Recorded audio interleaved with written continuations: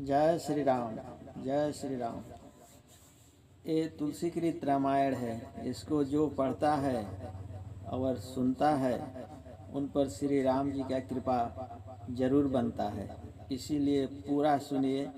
रामायण की कथा है, श्री राम जी का कहानी है। इनको अधूरा नहीं सुनना चाहिए, क्योंकि भगवान सब देख रहे हैं कौन कैसा उनका भक्त है। जय श्री राम। सुनिए। सौंपे भूप ऋषि सुत बहुविधि देई आशीष। जननी भवन गए चले नाई पद शीश। सियावर रामचंद्र की जय। राजा ने दोनों पुत्र विश्वामित्र को सौंप दिए, बहुत प्रकार से आशीष दी।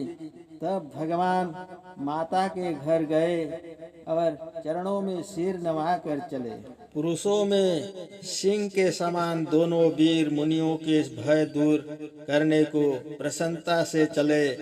जो कृपा के समुद्र मति के धीर तथा समस्त संसार के साधन है। विदा दीन हनुमाना मिलहु बनई कहो भगवाना।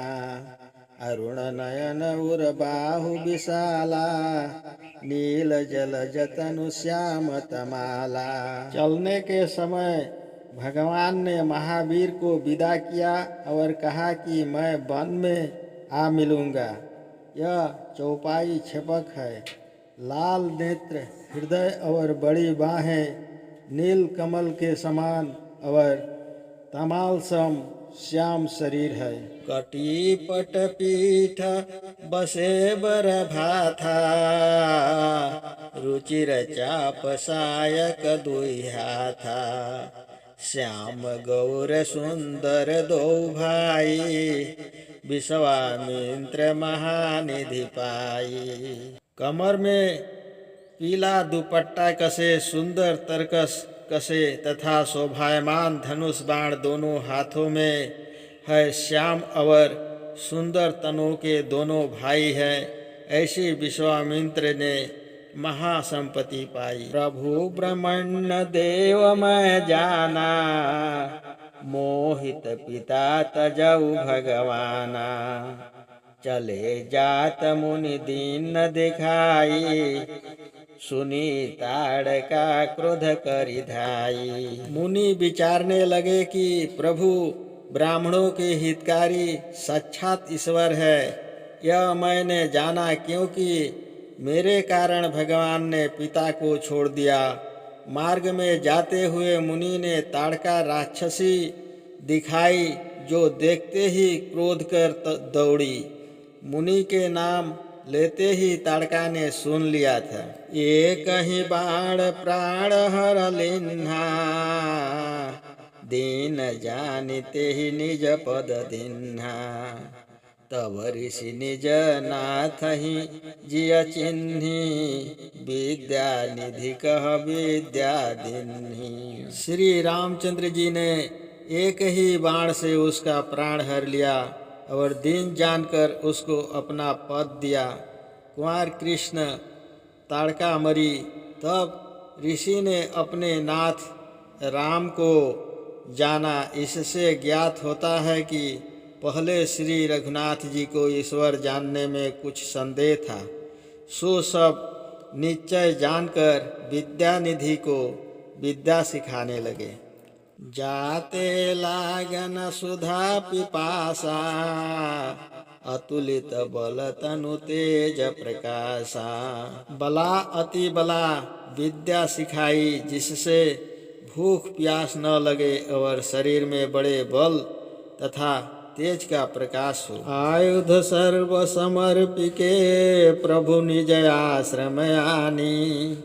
कंद मूल फल भोजन दीन भक्त हित जानी। सियावर रामचंद्र की जय। संपूर्ण आयुध श्री रामचंद्र जी को समर्पण कर ऋषि उनको अपने आश्रम में ले आए और भक्ति हितकारी जान कंदमूल फल भोजन करने को दिए। प्रातः कहा मुनि सन रघुराई निर्भय यज्ञ करहु तुम जाई। होम करन लागे मुनि झारी, आप रहे मक्खी रखवारी। प्रातःकाल श्री रामचंद्र जी ने मुनियों से कहा कि अब आप जाइए और निर्भय होकर यज्ञ कीजिए।